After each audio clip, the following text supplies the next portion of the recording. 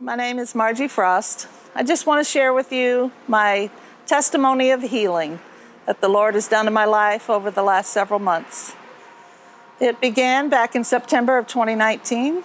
I went to a worship service in Mount Vernon, and it was very exuberant. We were jumping and praising the Lord, so I wanted to give him my all, and I was jumping right along with him.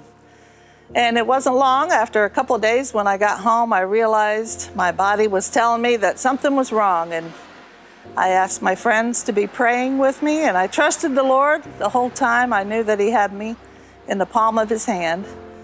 But I didn't see any immediate change, so I went ahead and made a doctor's appointment with an OBGYN. And it took about a month to get into the doctor.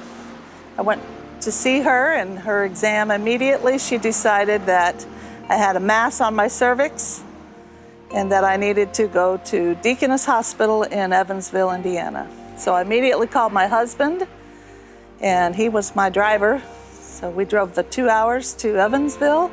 And on that 2-hour drive, I contacted several of my CLC family and many of my friends to be praying and believing with me that the Lord, who had me the whole time and I completely trusted, was going to come through for me, and I just knew that he would. But when we got there, the doctor did the exam and did an ultrasound, took a biopsy, and within a few days they called us back and told us that it was cancer and that I would need to begin treatments. So I began a chemotherapy, 6 weeks of that, 33 radiation treatments, and 5 internal radiation treatments. The 5 internal was the hardest part for me. That was where they would insert rods to pinpoint the radiation exactly where they wanted it. And they did a spinal block for those 5 radiations.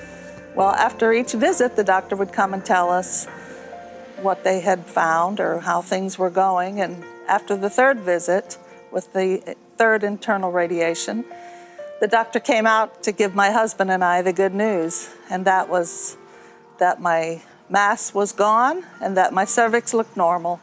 So I was rejoicing. We were both rejoicing and praising God and calling everybody and letting them rejoice with us. We were so thankful. And I just thank God for using my church family during that time, especially during my weakest times of radiation and chemo. They would supply meals for my husband and I. They would even go to the store and get things that I needed. Just so grateful that the people around me showed me the love of God during this time. And next week I have another PET scan to confirm what I already know, and that is that I'm cancer-free.